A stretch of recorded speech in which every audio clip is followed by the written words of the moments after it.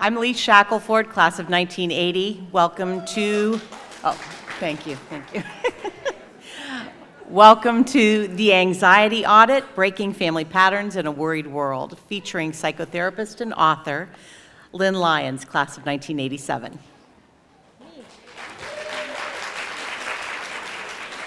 Just a quick reminder, immediately following this session, we will convene on the front steps of the 62 Center for a group photograph to commemorate this historic event. And thank you all for being part of that. I have the pleasure of introducing this presentation as a member of the We Lead Advisory Board. I believe you've heard a little bit about us. This is the Women's Philanthropy Initiative working to close the gender gap in giving at Williams. In particular, we are hoping to inspire 150 new leadership givers from our sister EIFs into the Alumni Fund during the next 2 years. And while that is one specific goal, which we want your help with, we want all Williams women to know their participation with Williams on and beyond the campus is something we are grateful to celebrate. I and other We Lead members would love to chat with you about this effort, or you can scan, or you can scan the QR code on the back of this handy-dandy bookmark and to learn more. And there's some really good information there about the differences in what men and women are doing for Williams.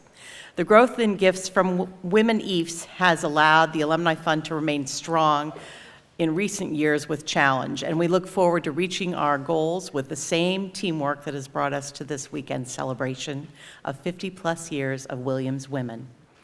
As a psychiatrist who is a daughter, mother, and grandmother in a family that deals with anxious dynamics every day, I am happy to be able to introduce Lynn Lyons, 87, to provide us all with insights and tools. I enjoyed Lynn's book and completed it with the sense that I had gained a wise and thoughtful companion in my quest for a calmer, healthier family. So without further delay, Lynn, thanks for sharing your work with us today. Everyone, enjoy. Thank you. Hi, everybody. It's nice to be here in front of you. We're going to talk about, I don't know if you've heard, there's this thing called anxiety. It's sort of a new kind of trendy thing going on. Let me just say this. Anxiety has always been a good business to be in if you want steady work. It's a really good business to be in now. Anybody here have a family? Raise your hand if you have a family, either your own family or extended family, that is completely free of anxiety, depression, or substance use. Anybody have one of those? Yeah, no, me neither. I couldn't say that about my own family. I certainly couldn't say that about my husband's family. So my maiden name is Gerwig. You may have, when I was here, I was Gerwig. My husband, who, it's a long story. But anyway, we're married, and I met him 40 years ago, and when I was 17, before I came to Williams, but I arrived as a freshman and he was a senior. So we have, and my son graduated in 2020, which was fun. Remember that? Yeah, so. Oh, you're home. Hi. Yeah. Oh, you're miserable. Hi. Oh, you have a physics thesis. Yeah, I don't have any of that stuff here at my house. So here we are. Let's talk about anxiety. What would be a definition? Yell out some definitions of anxiety. How would you describe it? A word or two. Nervous, stressed, worried. Does it? Yeah. All of the above. And what in the mental health field now, what we are hoping to do and what we're trying to do, and I've been in this job for 33 years, I have a lot to say about my field, some of it good, a lot of it critical, is that trying to help people define what this is. This term is used rather globally, rather ubiquitously at this point. I'm feeling anxious about this. You can be anxious in a good way. Oh, I'm so anxious for our party. Oh, I'm so anxious about this talk I have to give. When we think about anxiety, the people, the adjectives that people are using are the ones that you are using. Nervous, stressed, overwhelmed, right? Sick, physically sick, not able to cope. What we are seeing right now in this country, unfortunately, and a lot of us have children, a lot of us have been dealing with our kids as we've moved through this really tricky time, is an inability truly for kids to feel emotionally equipped and for us to feel emotionally equipped to handle what the world is throwing at us. Anxiety is about certainty and comfort. So I don't really care. I mean, I know all the different diagnoses of anxiety disorders, and I can tell you about them, and I'm not going to, because in general, anxiety wants certainty and comfort. That's what it's going after. It wants to know exactly what's going to happen next, and it wants to feel comfortable as it's moving forward. One of the problems we have when we're dealing with our own anxious selves and our anxious families is that we feel like our job is to create these two things for our kids and for ourselves. If the goal is to create certainty and comfort, one, good luck with that, and two, you are what I call doing the disorder. If your goal is to say to your kids, in order for you to move forward, if your goal is to say to yourselves or your coworkers or whoever it is that you share your life with, the goal is to make sure that you are certain and comfortable. In order to take the next step, in order to move forward, you need to feel good. You need to feel certain. What I am seeing in schools, and I do a ton of work in schools, is that the goal oftentimes in schools of dealing with anxious kids, the goal often of institutions of dealing with anxious people, anxious students, anxious employees, is to make sure that we work for the anxiety disorder, which I refer to as a cult leader. How many of you have been in a cult? How many of you are currently in a cult? Yeah. Oh, yeah, some of you are like, yes. Oh, you are. You know, people in cults usually don't self-identify. They're like, no, we just really get along well, and we all believe the same thing. Yeah. The reason I call anxiety a cult leader is because if you listen to the cult leader, things go fairly smoothly. You disobey the cult leader, and that's when things start to get messy. So anxiety shows up in your job, in your brain, in your family, and says, look, here are the rules I need you to follow. And if you follow these rules based on certainty and comfort, things will go fairly smoothly. We'll be okay. And when you disobey the cult leader, when you say, you know what, we're not going to do exactly what you want, anxiety disorder, things get messy. They get loud. They get scary. They get overwhelming. And so it is perfectly understandable, perfectly reasonable on the surface to do what the anxiety wants because you got to keep the train on the tracks. You've got to get to work. Your kids got to get to bed. You want your kids to do well. You want them to succeed. You want them to flourish. And the problem is, currently right now, is that we are trying so hard to make sure that things go as planned in a world which is not cooperating with that. This is a really good definition of anxiety. David Barlow, actually, he's retired now, but he ran the Center for Anxiety and Related Disorders of Boston University. And he's one of the gurus in the field, tons of research, etc. And he defines anxiety as an overestimation of the problem and an underestimation of your resources to handle it. And I am consistently doing this. When I am talking to kids, because I still have a practice, I still see families all the time, when I'm doing this, I'm saying, look, so right now we've got to think about how are you thinking about this problem and how are you imagining your resources to deal with it? When people are really anxious, whether they're 5 or 65, there is a huge imbalance. The problem gets big and the solutions become less and less available. And my goal is always to do this. So, what are the ways that I do that? Well, I couldn't do my job without the 2 words, of course. Of course you feel anxious. Of course you feel nervous about this thing coming up. Of course you feel unsure. Of course you feel embarrassed. Of course you feel disappointed. There was a therapist in the town that I lived that was going into school meetings and telling the school she was diagnosing kids with something called disappointment syndrome. That's not a thing, by the way. It's called being disappointed. It's not a syndrome. It's not a diagnosis. It happens. So when we talk to kids, when we talk to ourselves about anxiety showing up, it's a natural process. Why? Because life is uncertain and you're going to feel uncomfortable. And this is what people should know about it. There are 3 qualities of anxiety. It is predictable. Anxiety shows up when we feel ill-equipped. Anxiety shows up when we have to deal with something that's hard, when we have to deal with something that is overwhelming to us, when we have to deal with something where we want something really badly and we're not sure we're going to get it, when we're being evaluated, when we're being assessed, when we're trying to get into the college of our choice. If you are dealing with something that is truly fearful, that is truly dangerous to you, we don't call that an anxious response. That is a fear response. If a bear busted through that door right now and chased me off the stage, you guys wouldn't go like, oh gosh, Lynn is so anxious. She was so anxious when that bear came on the stage. But if the whole time I have a fear of bears, and the whole time I'm talking to you, in my head I'm saying, I hope a bear doesn't come in, I hope a bear doesn't come in, and I'm internally focused and I'm not really paying attention to you, I'm waiting and anticipating for a bear to come through, that's anxiety. An overestimation of the problem and an underestimation of your resources to deal with it. That's how we want to talk to kids about it. It is absolutely redundant. Anxiety does the same thing over and over again. The content of what you worry about, the thing that makes you anxious, is not the thing that's most important to me. It's different for different people. It depends on where you live and who you were raised by and what your parents tell you and whether or not you live on the East Coast or the West Coast. I've always lived on the East Coast, never treated a kid for a fear of earthquakes. But oh my God, when I am working in San Francisco, they're like, well, we really worry that we're going to be on the wrong side of the bridge.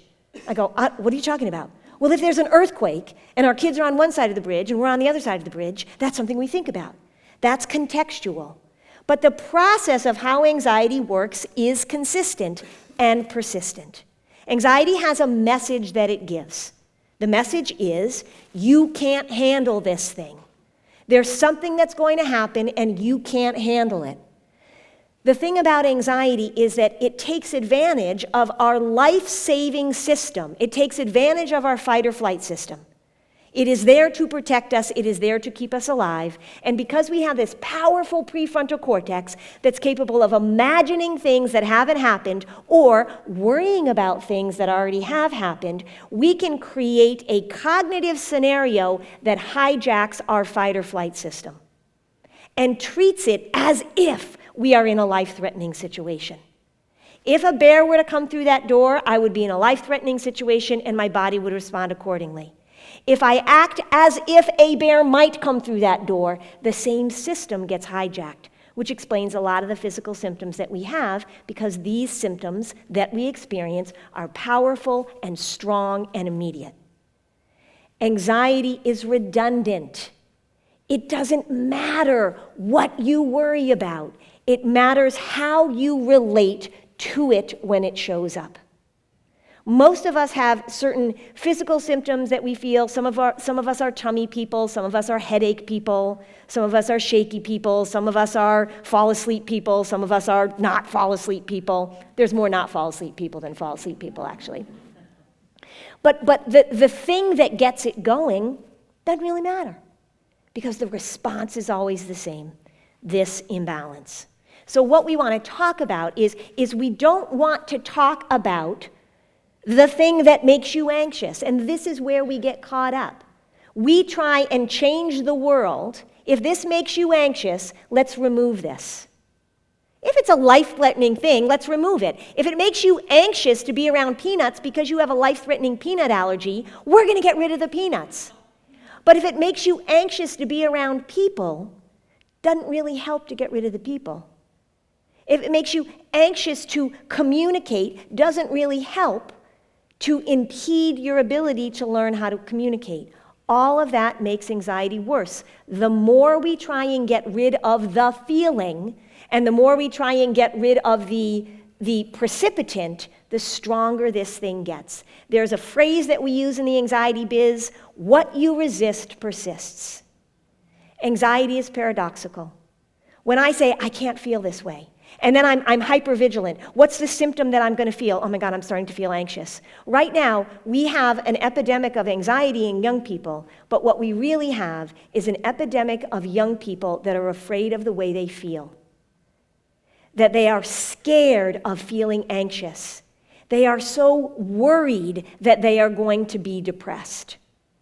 that they don't have a lot of tolerance for the variability of emotions that we experience as we move through life. And when we say to kids, the thing we need to do is to get rid of your feelings, those are called elimination strategies. And an enormous amount of clinicians in my field focus on elimination strategies, getting rid of the feeling, or getting rid of the trigger, or getting rid of the situation. This is a problem. The accommodation model in schools is incredibly important for a huge list of things. If you have ADHD, if you're dyslexic, if you are deaf, if you have cerebral palsy, if you had a concussion, fill in the blank. But the problem with the accommodation model when it comes to anxiety is that clinically, the very thing that I am trying to do in my work with families is to decrease the level of accommodation. The research is very clear that the more a family accommodates anxiety as a style, the harder it will be for me to do my job. Treatment failure is predicted by the level of family accommodation. So when we have this language of accommodation, and I go into a school and they say, well, we need to have an accommodation plan for this anxious kid, my brain cramps, because accommodation is the very thing that I'm going after. What we have to replace that with, because we don't then say to kids, well, you know what, we're going to go back to 1950, right? Sink or swim, figure it out. What we want to start talking about is what are the skills that we need to help kids develop. And I say it all the time, the earlier the better, but it's never too late. What are the skills that we want our young people to develop so that they can move forward? It is impossible to stay ahead of this anxiety thing, and the more we accommodate it in the absence of skill building, the stronger it gets, and the smaller and smaller and smaller the world for this person gets. And the extreme example of that is someone who's agoraphobic, right? They haven't left their house for 10 years because they are anticipating when they might feel anxious. The goal is to not feel this way, so I need to keep decreasing any possibility that I'll feel this way. That's where we are right now, and this is what I spend the majority of my time doing when I'm not seeing clients. I do a lot of work in schools and a lot of talking to clinicians, and I train a lot of clinicians. How can we shift this so that we are talking about skill building and pattern interruption rather than figuring out how to serve the cult leader? It's not all or nothing. It's not about, again, we start where the person is, but how do we build the skills rather than stepping in and trying to get rid of them? It's such a predictable thing. This is how the loop works. You feel something, you have a thought, you have a feeling, a sensation, right? You react to it, and then you begin to say, I don't want to hear, I don't want to feel that. I was talking to a physical therapist that I know, and she was talking about helping people heal from injuries, and she said, we have this phrase in physical therapy, she's a good physical therapist, it's called movement optimism. I said, I love that. We're going to be optimistic that as you move your body, you are going to improve. And think if you have a physical injury, what the opposite of that is, right? Restriction, I can't move. People start to limit their movement. They start to close themselves off, and the injuries get worse and worse over time. The same thing happens emotionally and psychologically. So, what adjectives do we want to use to describe anxiety? Here are the ones that I like better. Normal, expected, simple. Anxiety is not complicated. Anxiety does the same thing over and over and over again. And my job as a clinician is to simplify this thing, to demystify it, and to work on connection. Anxiety and its pal depression absolutely thrive in isolation. Both anxiety and depression are internalizing disorders. That's what we call them. It means that you do the bulk of the work on the inside. So there are things out in the world that make us anxious. There are things out in the world that make us depressed for sure. But when we go inside, that's where the real work is done. I'm going to have a meeting in here with my anxiety disorder, and I'm going to really crank this thing up. When you are alone, when it is 2 o'clock in the morning, when you have time to think, that's when this thing really takes hold. So how do we begin to interrupt these patterns? First of all, as I said, the content doesn't matter to me. It's the process. What you worry about is not the thing, but how you respond when the anxiety shows up is the thing. I'm going to pull it out. I'm going to give it a name. I'm going to call it Fred. I'm going to call it Pete. I'm going to call it Sally. And when Sally shows up, what does Sally say? If Sally was wearing a T-shirt, what would be on the T-shirt? Probably something like, "You can't do it," or "This is terrible," or "This is an emergency." Anxiety loves to promote things to an emergency. The process is more important. Now, why is there a croissant, you ask? Because I like analogies, I like metaphors. How many of you watch the Great British Baking Show? Okay, thank you. It's a very peaceful thing to watch. Episodes that come out on Friday night, remember they come out Friday? Isn't that the best thing? It's like Friday afternoon at 4, and all of a sudden I'll go like, "Oh my God, Great British Baking Show."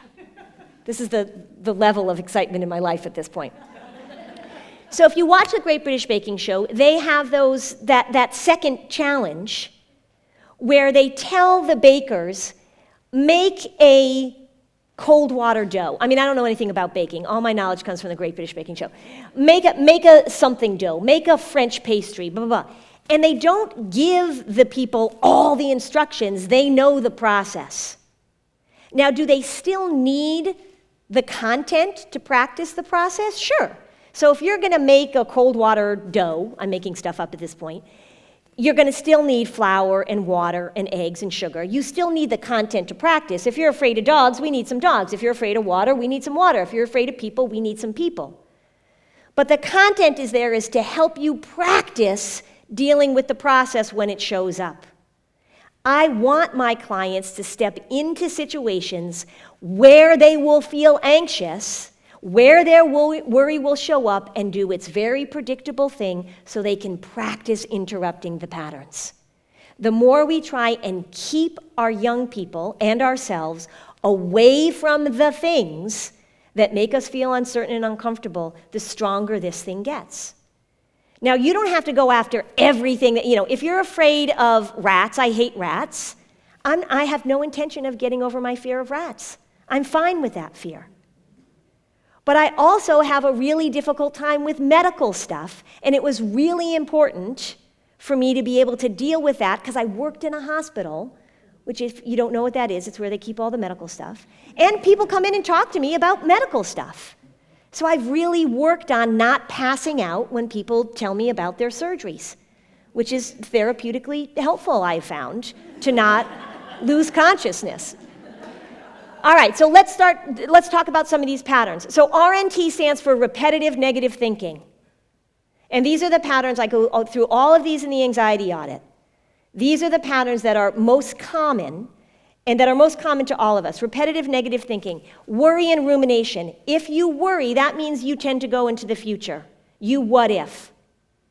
Oh no, what if this happens? What if that happens? You're a worrier.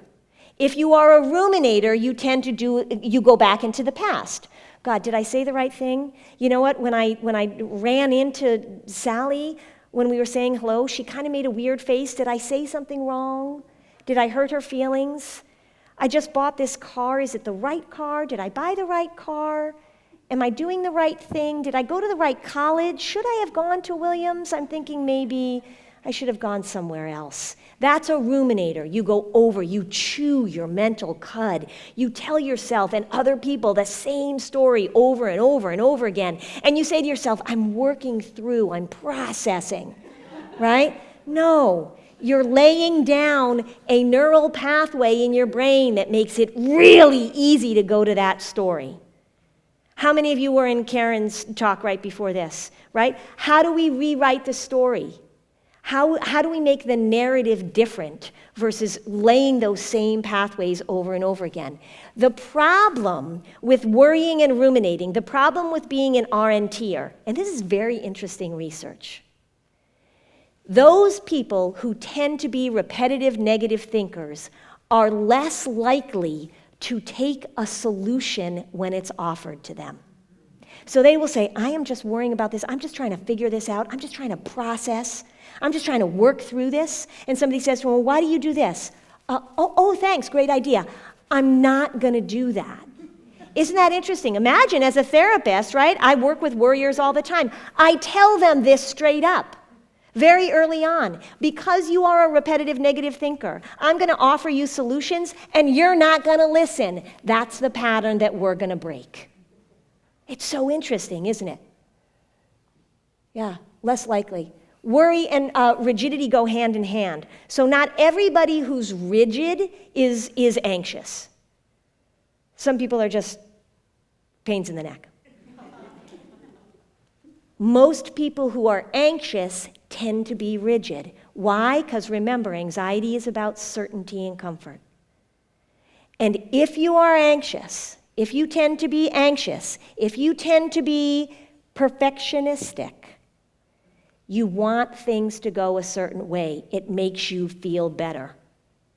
I say to people, look, you are living your life as if you are walking on a tightrope, and one false move and you will plummet. I say to parents all the time, look, you're parenting as if you are on the bomb squad, right? Red wire, blue wire, right? It's gonna be okay. Flexibility is really the value that you want to promote in your homes. The value of flexibility, the value of not knowing exactly what's going to happen. I talk about rolling around in the mights and maybes of life. Kids will be in my office, and it'll be an anxious family. I don't see kids alone, by the way. Don't see kids alone, because this is a generational thing. Parents need information. But I'll ask questions. I'll say, well, if this happened, right, what are you afraid of? I'm afraid that mommy's not going to pick me up from school, or I'm afraid I'm not going to get into the college of my choice, or I'm afraid I'm going to make a mistake. What if this happened? Right? And the parents will look at me. We don't talk about that. I had a mom. Her daughter was so afraid that she wasn't going to pick her up for carpool. And they did all these things to make sure that the mom knew exactly, the daughter knew, she was like in 3rd grade, knew exactly who was going to pick her up from carpool. They had lists, color-coded, in the pocket, blah, blah, blah. So I said to this little girl, hey, just out of curiosity, what would you do if you came out and whoever was picking you up from carpool wasn't there? And the mom gave me one of these. And then she looks at her daughter, she grabs her daughter's hands, and she says, look at me, look at me. We will never let that happen. Do you understand? I'm not exaggerating. This is what, right? They didn't come back. I don't blame this mom. This mom had such difficulty tolerating that her daughter wouldn't know exactly what was going to happen. And then what does that get in the way of? The ability to problem solve. The ability to problem solve.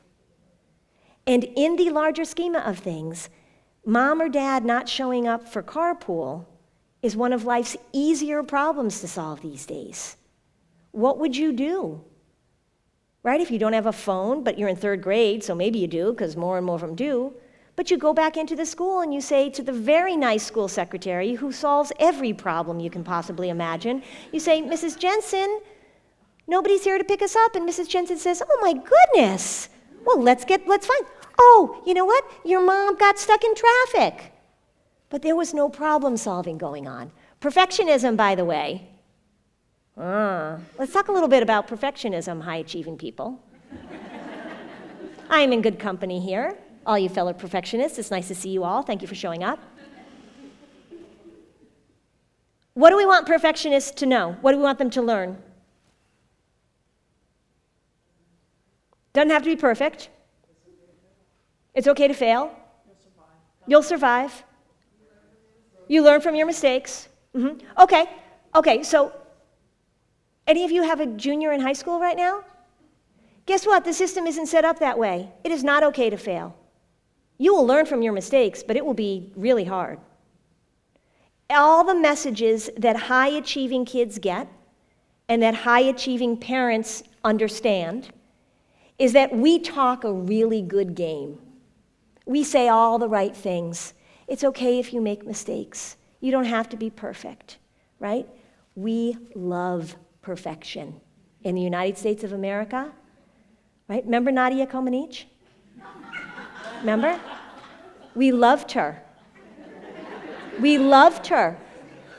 When we're done, here's your homework assignment. Google Nadia Comaneci, not now, but back then, right? What will you see? 10. You will see a little girl who is underfed, who has dark circles under her eyes, and is completely lacking affect. But we loved her, didn't we? When Carrie Strug vaulted, I shouldn't have done that. When Carrie, remember? Oh my God, remember Bella Carolla carrying her? Right? Oh, we loved it. Look what she did. She vaulted for her team. They won the medal. She effed up her ankle. It's so worth it. Right? We love it. Here's the skill we have to teach our perfectionistic kids, and it's not that it's okay to fail if they are in a high-achieving environment, because that's not true, and they will dismiss you in a moment. It's okay to be average. If I said to all of you, I know all of you went to this college, if I said to all of you, you know what, mediocrity is fabulous, you were like, It's so nice to be here and be able to say this. Here's what we want to teach our perfectionists. Here's what you want to teach you if you're a perfectionist. Figure out where to cut corners. Figure out where to coast when the coasting is good. Nobody does all the reading in graduate school. Figure out where to cut corners. Martha Stewart, recently gracing the cover of Sports Illustrated. How about that? I was listening to a talk on Martha Stewart was giving on a podcast or whatever. And somebody asked Martha Stewart the question we all want to know. When you have a dinner party, how do you get everything to be ready at the same time? Right? Do you know what Martha Stewart said? You have one hot dish. Everything else is room temperature or prepared ahead of time. I do not organize a dinner party so that 5 things come out at the same time. Nobody could do that unless you are a chef in a restaurant. That was mind-blowing to me. How do you cut corners and how do you coast? Not everything is of equal importance, and perfectionists don't know how to do that. Here's another thing that you're going to get rid of from your vocabulary. You ready? This is going to be tough. You're no longer going to say to your kids, to yourself, to your employees, to your coworkers, to your husband or your wife, as long as you know you've done your best. If you are perfectionistic, what does that mean? What does that mean? Right? As long as you know you've done your best. Right? I'm going to wear this red dress today to talk to all of you, and I say to my husband, who could really give a shit, but I might say to him, what do you think? Should I wear this dress? And if he said to me, you know what, as long as you know that's the best you can do.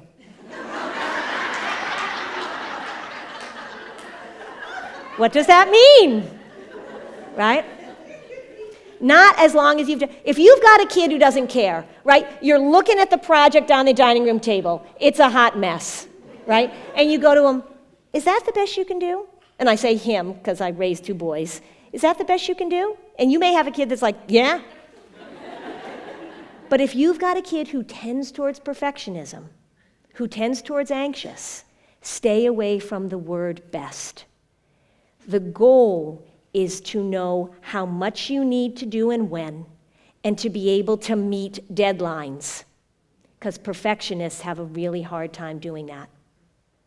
You gotta teach your kids, because you guys know this, you cannot be successful if it is you and your perfectionism that decides when you're handing something in. When are you gonna file the brief? When are you gonna hit submit on your electronic medical records? When are you gonna get the manuscript to your editor? If it's up to you and your perfectionism, the answer is, not yet. You've got to teach them to meet due dates. So think about the accommodations that I was talking about. What's the accommodation that we give to kids all the time? Extended time. Now, if you have a kid that has a processing disorder, that's dyslexic, that has difficulty, that is slow in learning and processing for whatever reason, that's good. If you have a kid that's perfectionistic, that's bad. because you are doing the disorder. We need to differentiate with these things. We need to pay attention to what we're doing and how we're creating issues. Catastrophic thinking. Okay. This means that you're going to the worst case scenario. It means you're going to the worst case scenario. Catastrophic, yeah, right now. You're doing it. Always. Okay. Here's the thing. Do you remember I said that worriers and ruminators think they're problem solving? So do catastrophic thinkers. As a parent, if you say, the way that I protect my children is to think about every possible bad thing that could happen, that's a very awful way to parent. Because you're just watching. It's like you come home every night and say, like, oh, what horrible movie could I watch on TV? Oh, I'll watch that one. Catastrophic thinking is not problem solving because it sets off that system. Remember, anxiety hijacks the system that's already in place and then goes with it. If you are a catastrophic thinker, not only are you not enjoying parenting, catastrophic thinkers don't have less catastrophes, by the way. I've had catastrophic thinkers where they're thinking about, say you're worried about getting cancer, right? And you worry about it all the time, and you check yourself, and you read things, and you Google, and you go to the doctor, and then sadly one day you get diagnosed with cancer. Nobody has ever said to me, oh my gosh, you know what, the catastrophizing that I did for 10 years has made this day so easy, right? I'm so glad that I worried about this for 10 years because today, the day I got diagnosed, piece of cake. No, never, ever, ever. Catastrophic thinking is not problem solving. It's just mental torture. Catastrophic parents raise children that perceive the world as more dangerous. Not that the world isn't dangerous here and there, but the skill that those kids don't get is the ability to assess reasonable risk. Because we want kids to be able to say, that's a little bit risky, right? I'm gonna raise my hand, or I'm gonna try out for the school play, or I'm gonna get my driver's license, or I'm gonna take a course that I'm not really sure I can do. That's low risk. But we also want kids to say, I'm not getting in the car with that guy. High risk. Catastrophic parents create a response that is too globally catastrophic, and kids don't learn how to take reasonable risk. So you're also going to never say this again. And a lot of therapists teach people to say this. What's the worst that could happen? What's the worst that could happen? Right? I get why we say it. We're trying to say to our kids, look, I've failed a class, which I know none of you have, but right, but theoretically, I did this, I made a mistake, I farted in chemistry, right? And it's okay, you'll get through it. What's the worst that could happen? But I deal with kids that are worried about death, that are worried about humiliating themselves, that are worried about all sorts of horrible things. What's the worst that could happen? Right? You're terrified you're going to get kidnapped. What's the worst that could happen? Right? You get kidnapped. We've got other kids. I mean, we'll look for a while, right? You can't do it. So get rid of that. Get rid of that. What's the worst that could happen? What do you say instead? Instead of what's the worst that keeps happening, you say, right now I can tell your worry is really creating a really scary scenario for you. Would you like to problem solve rather than going catastrophic? We don't have to think about what's the worst that could happen. You're lying in bed at night at 2 a.m. and you're going through all these things, right? What's the worst that could happen? Worry's like, hold my beer, right? That's what worry wants to do. We don't need to keep doing that. We don't need to keep talking about the worst that could happen, because guess what? It happens. And we don't have to prepare for it. We have to deal with it. Doesn't mean we get rid of all safety instructions. How many of you, when your kids were younger, or if you have young kids now, how many of you would say, look, if you get all A's, you don't have to wear your seatbelt for 2 weeks, right? You wouldn't do that. We take appropriate safety measures, but pay attention to the catastrophic thinking. The goal is not to scare your kids into pulling back from the world.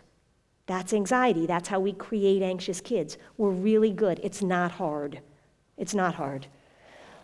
This is negative anxiety response styles. What this means is that how you respond to anxious thoughts. So right now, we've got a lot of kids that are anxious about being anxious. They're anxious about being depressed. They're anxious about how they feel. If you have anxious thoughts and then you beat yourself up for them, oh, I shouldn't be feeling this way. Why do I feel this way? I'm a loser. This is terrible. That's called negative anxiety response styles. It is absolutely a predictor of depression. And it takes what are normal things that people feel and turns them into some sort of emergency, some sort of catastrophe, some sort of diagnostic category. There's a really big sweet spot of what people feel. Global thinking is all or nothing thinking. Global thinking is also a cognitive pattern that's very aligned with anxiety and depression. So a global thinker, that means you say, if you hear your kids say, oh, I never get what I want, nothing ever goes my way, I always have bad luck. This is the Eeyore of emotional management, right? We're doomed. What we want to do in order to interrupt this pattern is to start talking about parts. When you hear global language, nothing ever goes my way, I'll never get what I want, everybody hates me, that means they're overwhelmed, so we start breaking it down. You have different parts of you, and right now, your worry is really making you feel overwhelmed, but you also have a really creative part of you, a really friendly part of you. You have a really determined part of you. When we go global, that leads us to feeling really negative and hopeless. And the reason that anxiety moves so easily into depression is because when we're feeling anxious, we think I shouldn't be feeling this way, and we give up. We go from what if to why bother, and that's what we really need to be concerned about. I mentioned earlier that anxiety is an internalizing disorder. Internalizing anxiety and depression happen on the inside. The research about external connection and its incredibly positive impact on our mental health is clear. Volunteerism, for example, is such a positive thing. There was a group of researchers out of the UK looking at teenage depression, and they said, we had volunteerism as part of this, but the results were so powerful, we need to stop thinking about this as an adjunct. We need to start including this in the absolute, just the baseline of what we're doing for our kids' mental health. Get out of your head. Do meaningful work, helpful to other people. Anxiety thrives when we are internally connected. Depression thrives when we are inside stewing, having a meeting. You are not the best person to talk to you about you. How do you amplify positive connection? What are you doing in your family and with yourselves? COVID, this is problematic. This is why young people, teenagers, developmentally mandated to socially connect. COVID, as you notice, screwed that up a little bit. How do we make sure that the values, I talk about what are the values in your family? Flexibility, emotional management, external connection, doing meaningful work. Kids are so focused right now on what they are doing, on what their resume looks like, on what they can achieve.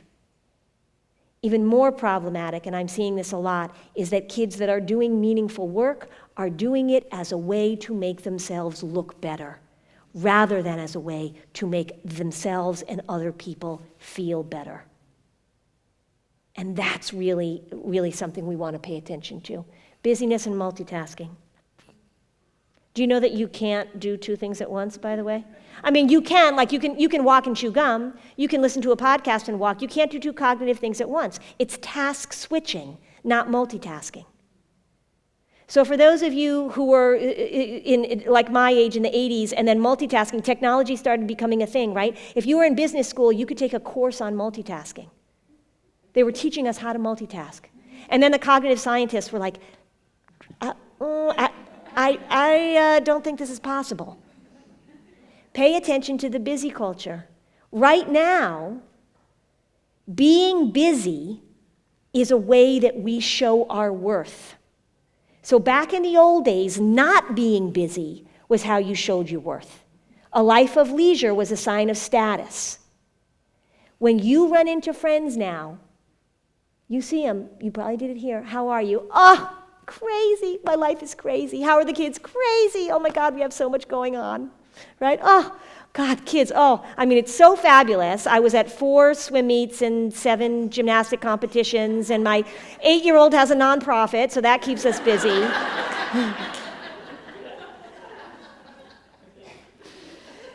It's the humble brag of self-worth. The more stressed you are, the more busy you are.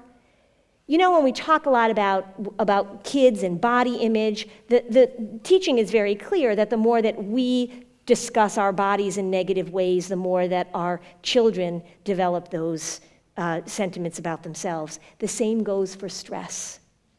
The more they hear you valuing being stressed, and you're not doing it directly, you're not saying like, woohoo, what a stressful week, but your value, I'm so busy. If you ran into a friend and you said, oh my gosh, I haven't seen you for a while, how's it going? And the friend was like, you know what, I'm kind of chill. Yeah, I'm not doing much actually, just kind of coasting. Yeah. You would go home and you would say to your partner, oh my God, I ran into Phyllis. There's something else, there's something going on, right? Phyllis said she was chill. Yeah, so cultural. Pay attention to that. Self-care versus self-medication. Did you? Yep, 2 minutes? Yep. Okay. My timekeeper's over here.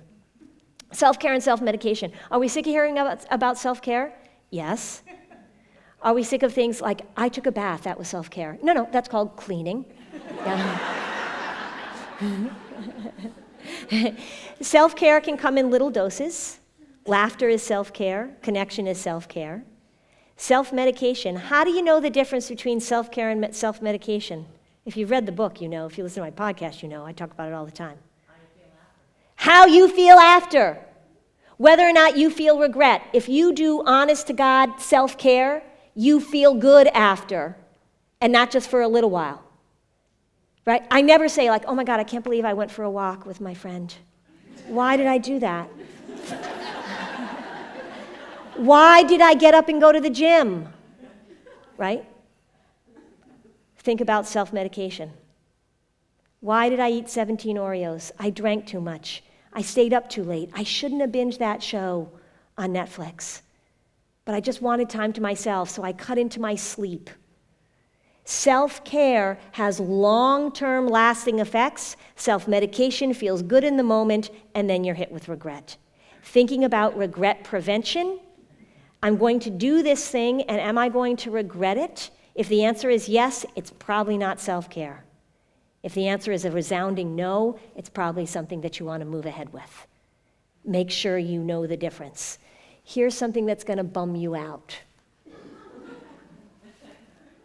During the pandemic, the rates of alcoholism in women skyrocketed, and they continue to be pretty darn high. When people view alcohol directly as a way to relieve their stress, they are 5 times more likely within 3 years to develop a problem. If you are coming home from your stressful day and you are saying, I just need a drink, and your kids are hearing you say, I just need a drink, that's a problem. Women are really, really struggling with this. Huge increases during the pandemic. Positive expectancy. So permanent versus temporary. I know I don't have a lot of time. I'm going to take some questions. Pay attention. Right now, one of the things that's happening in the mental health field, particularly with young people, is that diagnosis is becoming identity. I'm currently writing an article on that. Diagnosis is becoming an identity. This is who I am, and there's nothing I can do about it. And how dare you say to me, because they say this to me, how dare you say to me that there's something I can do about this? This is permanent. This is who I am. And any attempt for you to tell me otherwise is assault on my identity. This is a problem. Because the thing that actually helps people heal is called positive expectancy, which quite simply is the belief that things can change. The messaging right now that you can't change, that if you are diagnosed with something at 14, that this is who you are for the rest of your life, is the opposite of what we should be saying, but it is pervasive. And it drives me nuts.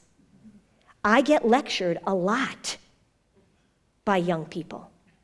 That when I say there's something you can do to improve your mood, that depression is treatable, that anxiety is the most treatable mental health disorder that there is, they accuse me of being invalidating. I feel like I'm giving you good news. How dare they say? Pay attention to that. Pay attention and listen to that language. Toxic positivity is different than positive expectancy. Toxic positivity is like, oh, everything's fine. Everything's fine. During the pandemic, people say, well, what's the silver lining of the pandemic? Well, for some people, there was a silver lining. My boys came home, much to their dismay, much to my delight. But a lot of people didn't have a silver lining. So the question I ask is, going through this tough thing, what makes you proud? What did you learn about yourself? What did you discover about yourself going through this difficult thing? Not what was the silver lining. The other phrase that I would like you to remove from your vernacular is, everything happens for a reason. No, it doesn't. I hate to tell you. Sometimes shit just goes down, right? And when somebody's going through a tough time and you say to them, everything happens for a reason. No, it doesn't. Accidents happen. Bad things happen. How do we cope with it? How do we manage it? Resiliency is not the ability to handle everything. The true definition of resiliency is the ability to get back to baseline once you've been knocked down. Not that you're up here all the time, but you have the ability to find your way back. We're all going to get knocked down. Let our kids get knocked down. Let them suffer. Let them struggle. Love them. Encourage them. Be messy. Life is messy. And oh my God, keep a sense of humor, because irritability is the opposite of that. Irritability is the opposite of that. Here are the basics that you can pay attention to, and I'll take some questions. Sleep matters, by the way. What do insomniacs worry about the most? Not sleeping. So sleep matters, but it's okay if you can't sleep one night. It won't be the end of the world. But pay attention to sleep. Kids and sleep are important. Can we not have cell phones in our kids' bedrooms? You guys have a hard time with this. All of you who have kids, I bet, are really caring, responsible parents. It's a self-selecting group. When it comes to cell phones, you kind of lose your minds. You have all sorts of good rules, all sorts of good boundaries, all sorts of good values, and then you give your 10-year-old a smartphone. What is the average age currently that boys are exposed to porn in this country? What would you guess? 9. Now remember, porn is not Playboy. Porn is everything you can possibly imagine on Pornhub. If you don't know what Pornhub is, you'll have a fun ride home. Everything. Cell phones should not be in bedrooms. Sunlight, we're supposed to be outside. We're supposed to be outside. Here's the thing. When we think about what has changed for human beings dramatically in the last 20 or 30 years, we are designed to sleep at night and be awake during the day. We are designed to have human face-to-face interaction. We are social creatures. We have mirror neurons. It's an important part of our development. Little babies that don't have stimulation face-to-face develop all sorts of difficult problems. We are designed to be in the sunlight. We are designed to be with people, and we are designed to move our bodies. If we think about the last 20 or 30 years, all of those things have changed dramatically. So, doesn't have to be complicated. Remember, simplify, demystify, connect, and laugh. Irritability is the result. It is the sign. Karen, do you have your phone? Yes. Can you take a picture of me for my mom? She asked me at the beginning, and I forgot. It's true. She texted me. I sent her a picture of Karen, and she texted me and said, "Tell Karen to take a picture of you." Hi, Mom. Okay. All right. I'm happy to take some questions. There's the microphone. Who has a question? Oh, that's the end. Karen? Okay, so we're not going to accommodate. We're not going to accommodate in the absence of skill building. Right. Hi. We're not going to accommodate. Okay, so if you were, say, working at Williams. Yes. And you were implementing the accommodations for, say, socially anxious or anxious students, what would you put in place? So the word accommodation is tricky for me. So my goal, my dream, is that instead of having an accommodation plan, particularly, well, I'm talking about anxiety, remember, and its pal depression. Instead of having an accommodation plan, I would have a skill building plan. And what would be on that plan is, what are the things that this student needs to be learning and what are the skills that they need to be developing in order to deal with their social anxiety. Now, it doesn't mean that we throw them in, that, they arrive and say, oh, you have got social anxiety? Okay, you know what? You have to present in front of everybody. You have to do this, you have to do this, you have that. But if we're going to put something in place, then there has to be, in conjunction with that, a recognition that the more that we accommodate, the more that we are making this problem worse. So what it might say is, like, say they're working with a therapist here or whatever, right? There's always got to be skill building. And by the way, groups for socially anxious people, kids, teenagers, are incredibly effective and should be a part of all institutions that are dealing with social anxiety, is that there needs to be a consistent plan for them to step into the situation with the knowledge of how this thing works. So one of the reasons that exposure therapy doesn't work, because we all know exposure therapy works, but one of the reasons it doesn't work is because we just throw them into the situation without an understanding of how anxiety works, which is too much for me to go to and talk like this, but you can hear me talk about that. It is a process in which the prefrontal cortex creates a scenario, fires off the amygdala, the body gets going, your prefrontal cortex shuts down, you have physical symptoms, and avoidance becomes the way to deal with it. If a person doesn't understand this cycle, then they're not going to get anywhere. When I work in schools, I work in more high schools and elementary schools than colleges, by the time they get here, sadly, they've probably had a lot of accommodations along the way. So that's unfortunate. But what we want is a shift, a paradigm shift, that if we continue to say to these young people, this is what's wrong with you, and we're going to do the very things that make it worse in the absence of skill building. But that's what's happening. So it's a big shift that has to happen. It's a big shift. One of the things at the high school level, or the elementary school level, is that if a kid has a 504 and an IEP and the primary issue is diagnosis, I keep saying to schools, can we make parent education mandatory in order for this plan to be in place? And the lawyers always say to me, no, we can't make parents do it. It doesn't make sense to me. You can't keep talking about the crisis we have in mental health in this country and keep doing the very things that make it worse. So, wouldn't it be great at Williams College if somebody comes in and is identified as socially anxious, and maybe they've made a request for a single room, which is a bad thing for a socially anxious kid, by the way, but maybe they've made a request for this or this or this. Okay, we're going to start with where you are, and then we're going to identify how do we help you while you're here develop those skills. Because we can't be in the educate human being business and not be in the skill building of social and emotional skills business. We can't. That's a given if you teach first grade, but we've got to pay attention to that. So what are we putting in place, and what are we saying? I was at a very prestigious prep school a few years ago. You would know it. And they're telling me, well, this or this and this. And I said, are you a therapeutic school? And they said, no. And I said, well, you've either got to figure out how you're going to help kids build this skill, or you're just going to keep putting accommodations in place over and over and over again, and you're going to keep cranking out these kids that aren't going to be able to do well when they get to college. They know how to study, they know how to get good grades, they know how to start a nonprofit, but they don't know how to socially and emotionally manage. So I think there has to be some thoughtfulness, and the accommodations are given.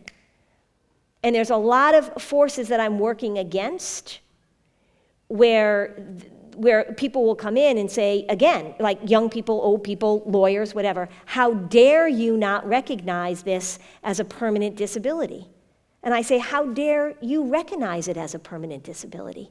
We don't do that with a lot of other things. Why are we doing that with this and not building skills? So that's a long-winded answer to your question, but my Williams is in a tough spot because they get them, right? They get them, and they've had accommodations all the way along. But there has to be a paradigm shift. Yeah. Yes. Oh.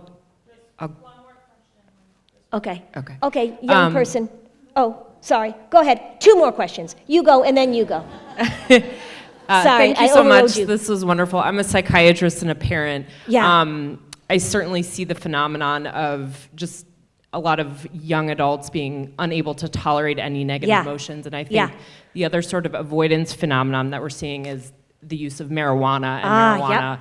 That's in an elimination medical strategy. form, Correct. right? Yep. And so, and it's a strategy to avoid feeling Correct. these negative feelings. So I'm Yeah. just wondering if you have any sort of strategies in terms of how you talk with kids and families about that particular issue. About Marijuana use Yeah. and why using it for, like in Pennsylvania, anxiety, not even anxiety disorder, but anxiety is Yeah. a medical indication for marijuana. Yeah.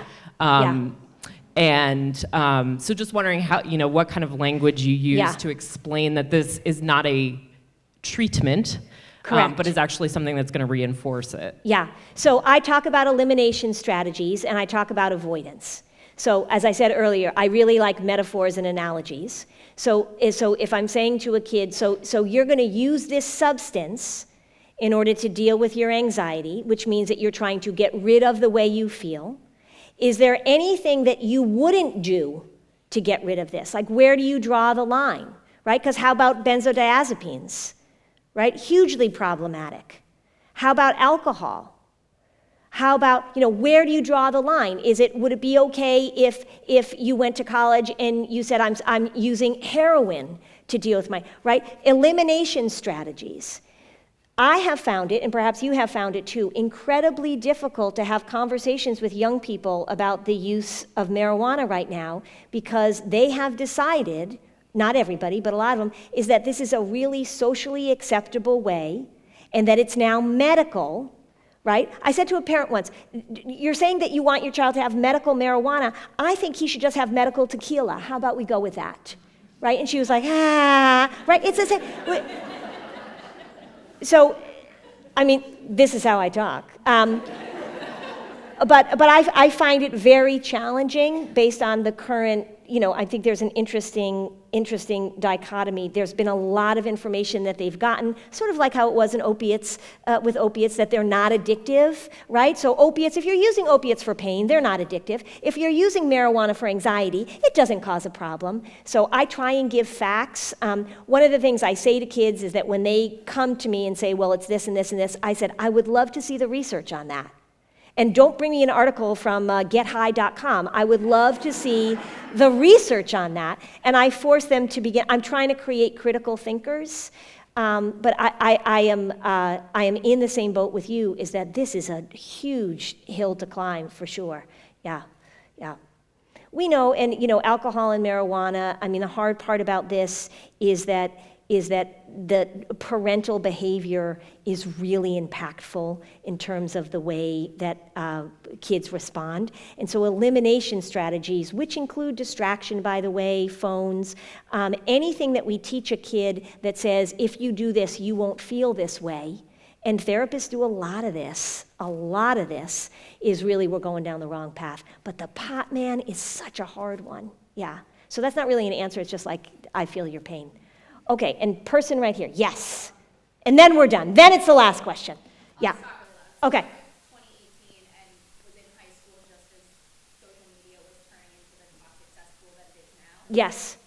How do you navigate that in a healthy way? I think at any age, how do you navigate that in a healthy way, but especially for kids who are going on to Instagram and seeing other 13-year-old girls who look like they're 25 Yeah. And not lose their minds? Yeah. So great question. So there's a woman named Devra with a D, Devra Heitner, Heitner. This is her field of expertise. She has one book called Screenwise. Her new book called Growing Up Public is about coming out. And I read a lot of her stuff. I know Devra. And she's very nuanced about this in a way that I think is really intelligent, because it's not going away. So it's not an all or nothing proposition. We have to talk to young people about how it is that they get sucked in, and it's really important for them to understand and to have the information about how these algorithms work. So if you start looking at something, it's just going to feed you more and more and more. One of the things that also happened during the pandemic, as well as women developing alcohol use disorder, is eating disorders.